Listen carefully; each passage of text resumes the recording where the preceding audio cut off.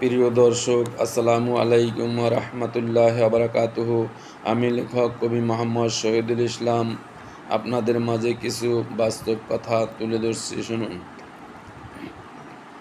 বিশ্বের কোন দেশ কিসের জন্য বিখ্যাত? বাংলাদেশ ইলিশ, ভারত দুধ, পাকিস্তান বাসমতি চাল, শ্রীলঙ্কা চা, চীন ইলেকট্রিক পণ্য, রাশিয়া প্রাকৃতিক গ্যাস, সৌদি আরব তৈল, মিশর খেজুর, ফিলিপাইন কলা, ফ্রান্স পারফিউম, ব্রাজিল কফি। এটাই বাস্তব। আল্লাহ হাফেজ। আসসালামু আলাইকুম ওয়া রাহমাতুল্লাহি ওয়া বারাকাতুহু। যদি আপনাদের ভালো লেগে থাকে, লাইক, কমেন্ট, শেয়ার এবং সাবস্ক্রাইব করে আমার পাশে থাকুন এবং লেখার সুযোগ করে দিন।